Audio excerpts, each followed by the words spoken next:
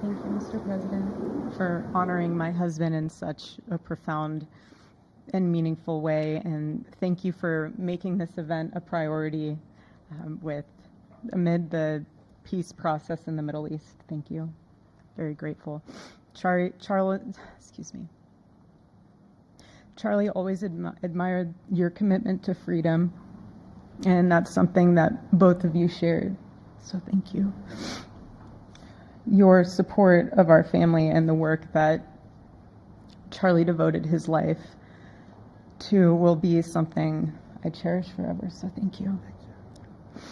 To our gracious First Lady in her office for making this event possible, thank you as well. It's beautiful.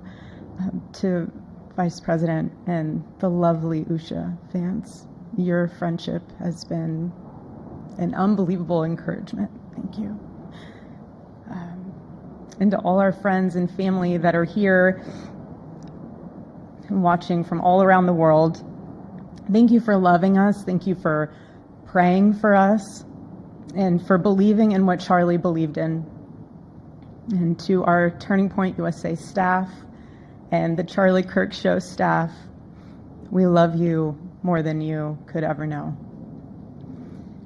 And to the Turning Point USA chapters that are watching all across America right now,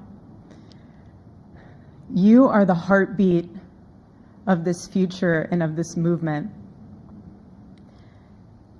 Everything that Charlie built, you guys are the legacy holders of that. You are living proof that his mission did not die with him. It lives through you. And Charlie always said the next generation will decide whether freedom endures. And because of you, I know that freedom will endure. It will. And today we're gathered not only to celebrate Charlie's birthday, but to honor a truth that he gave his entire life to defend, and that's freedom. The very existence of the Presidential Medal of Freedom reminds us that the national interest of the United States has always been freedom. Our founders etched it into the preamble of our Constitution, and those words are not relics on parchment. They are a living covenant. The blessings of liberty are not man's invention, they are God's endowment. Charlie lived for those blessings, not as abstract words, but as sacred promises. He used to love to journal about this topic all the time, and with such a heart postured of gratitude. And he believed that liberty was both a right and a responsibility. And he used to say, freedom is the ability to do what is right without fear. And that's how he lived. He was free from fear. He was free from compromise, free from anything that could enslave his soul. His name, Charles, literally means free man. And that's exactly who my husband was. He was a free man. And from the time I met him, sitting across from him, being interviewed on politics and philosophy and theology, anything that Charlie loved, any topic he loved, and I just saw the fire in his soul, and there was this divine restlessness within him that came from knowing God placed him on this earth to protect something very, very sacred for all of us. And he never stopped fighting for people to experience freedom. He didn't. Charlie often said that without God, freedom becomes chaos. And he believed liberty could only survive when anchored to truth. And I remember in one of his speeches, he told the audience that the opposite of liberty isn't law. He said it's captivity. And that the freest people in the world are those whose hearts belong to Christ. But what's so powerful is that Charlie had the ability to communicate so brilliantly across all generations. And he reminded us that in a world that tells us freedom is doing whatever you want to do, the real freedom is the power to live freely and to do what is right. And in one of his journal entries, he wrote that he wanted everyone to know that you can't have liberty without moral responsibility. Freedom divorced from faith eventually just destroys itself. And what's so fascinating about all of this is looking back these past 12 years of Turning Point USA and his mission, there's almost this veil of sacredness. Because what I realize is that while he was building an organization, he was also building a movement. One that called people back to God, back to truth, and a movement that was filled with courage. And ironically, for a man who impacted millions, Charlie never desired to be the center of attention. He just wasn't. My husband was not a man of extravagance. He loved simple but deeply meaningful things. Truly. He loved his late night walks. He loved buying more books than he could ever read because he felt there was no such thing as a book budget. And he loved being able to read to our kids the same bedtime story on repeat because he knew it was their favorite. But to him, that was special. And he loved to sit in the sun on a Saturday morning with his cup of decaf coffee, and his phone was off because he was honoring the Sabbath. And for him, it was that moment to catch his breath and just be in peace because he was unreachable at the moment. And he preferred quiet birthdays. But that never stopped me from telling him. I told him every single year, I said, baby, I love your birthday. I said, because it's the day that God knew the world couldn't go another day without you.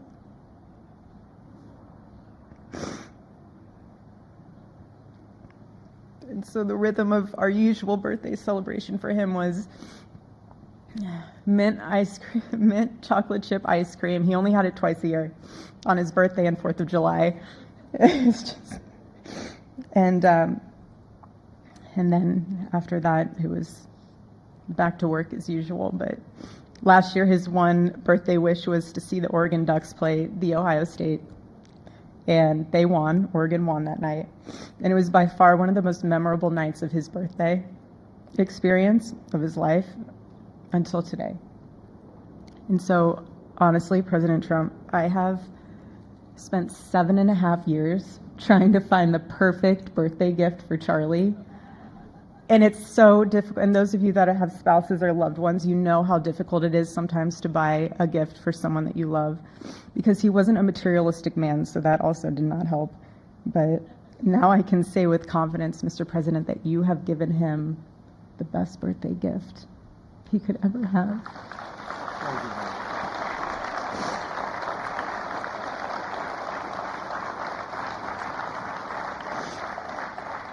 It's such an honor and the recognition of a life lived for defending freedom. And that's what Charlie fought for until his last breath. And it was written across his chest in those final moments on one of his simple t-shirts that always carried a message, and this one bearing a single word, freedom. That was the banner over his life, and that shirt was a declaration.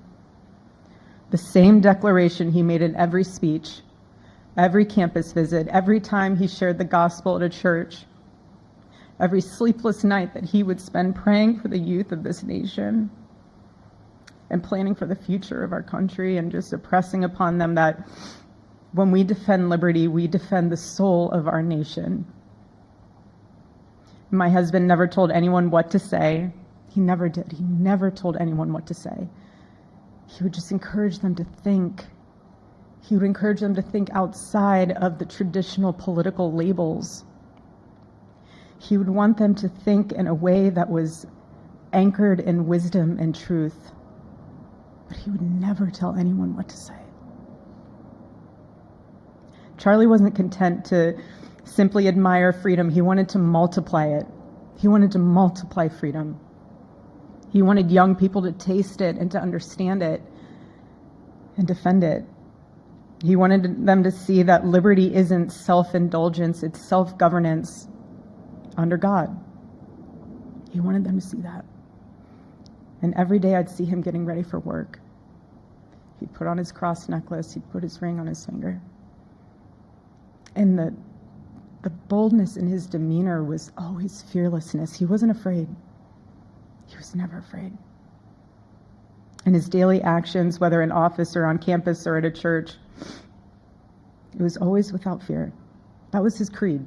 That is how he lived out every single day. He didn't fear being slandered. He did not. He didn't fear losing friends, I can tell you that. He didn't. He didn't care. He stood for truth and stood for freedom, and he did not, everything else was just noise to him. And it's because his confidence in Christ was absolute. That's why. There was no limit to what he would have sacrificed to defend freedom for all. And if the moment had come, he probably would have run for president, but not out of ambition. He would only have done it if that was something that he believed that his country needed from a servant's heart standpoint. And Charlie lived only 31 short years. I was 32, but on this side of heaven, but he lived. He lived every single second he lived. He filled every single day with purpose, and he fought for truth when it was unpopular. And he stood for God when it was costly, but that's what we're called to do. Surprisingly enough, he did pray for his enemies, which is very hard, but he did. He did. He did. No one else, I mean, I saw him do it. No, he never did it in front of anyone else, but I can attest to that. But he also loved people when it was inconvenient. And he ran his race with endurance, and he kept the faith. And now he wears the crown of a righteous martyr. And for me and for our children, the truth really studies our grief, because heaven gained what earth could no longer contain. A free man made fully free. And to all watching, this is not a ceremony. This is a commissioning. And my message is simple. I want you to be the embodiment of this medal. I do. I want you to free yourself from fear.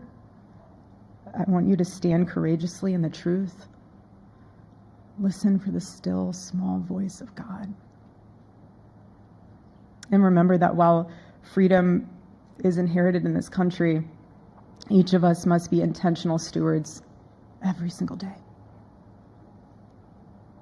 God began a mighty work through my husband, and I intend to see it through. And the torch is in our hands now. It's in mine, it's in yours, it's in all of yours. It's in all the students with Turning Point USA. And before I close, I'll share with you that I asked our daughter what she would like to say to Daddy for his birthday. Excuse me.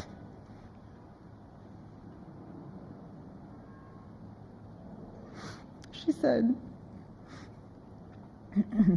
"Happy birthday, Daddy. I want to give you a stuffed animal.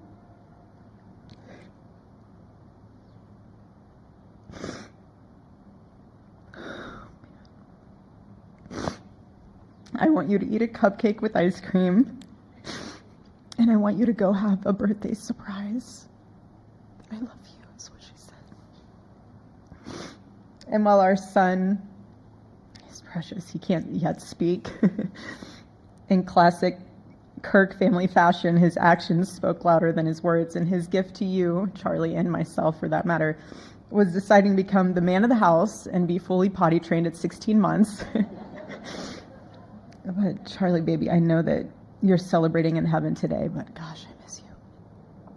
We miss you, and we love you, and we promise we'll make you proud and Charlie's life was proof that freedom is not a theory, it's a testimony. He showed us that liberty begins not in the halls of power, but in the man of a heart surrendered to God.